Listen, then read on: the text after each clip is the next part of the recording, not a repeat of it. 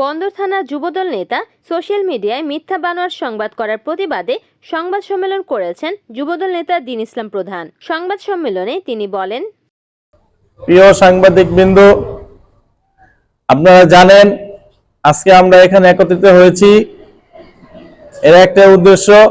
কারণ আপনারা দেখেছেন বিগত দিন বলতে গতকালকেই আমরা একটা অনুষ্ঠান করেছি আমাদের কলাগাছি ইউনিয়ন অন্তর্ভুক্ত ৫ নং ওয়ার্ডে কমিটির বিষয় নিয়ে প্রোগ্রামটা করেছিলাম। তো কিছু কুচক্র মহল যারা কিনা এই অনুষ্ঠানকে এত সাফল্যমণ্ডিত হওয়ার কারণে তাদের মনে অনেক কষ্ট লেগেছে, সেই জন্য আমাকে নিয়ে আমার নেতাকর্মীদেরকে নিয়ে একটি অপপ্রচার বা মিথ্যা সংবাদ তারা প্রকাশ করেছে। আমরা এর তীব্র নিন্দা জানাচ্ছি।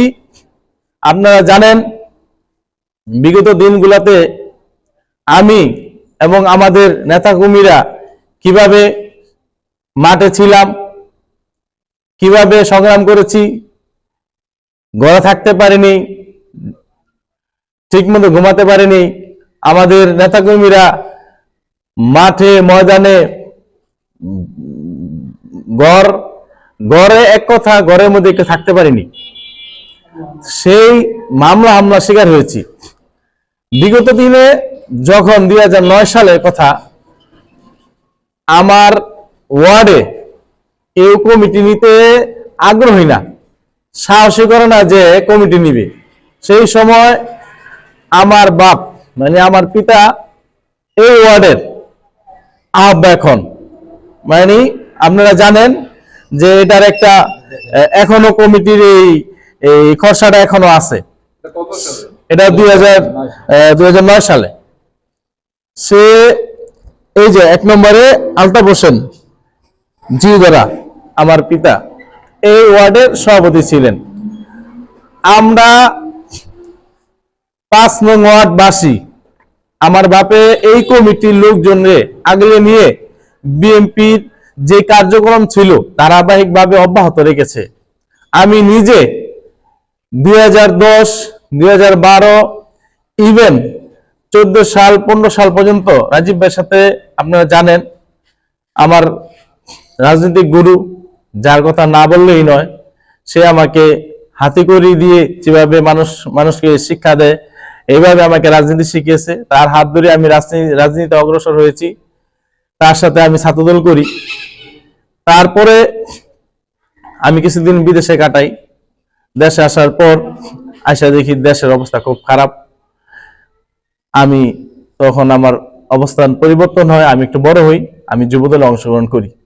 আপনারা জানেন আমি সজল ভাই, শাহেদ ভাইয়ের হাত শক্ত করতে তাদের সাথে বিগত দিনগুলোতে সংগ্রাম করেছি।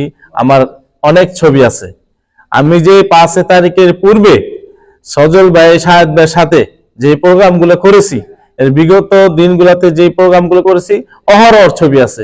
আপনারা দেখেন ৫ তারিখের পূর্বে আমার এই ব্যানারে এই যে ছবিগুলা, এগুলা ৫ তারিখের পূর্বের ছবি। একটা ছবি ৫ তারিখের পরে না।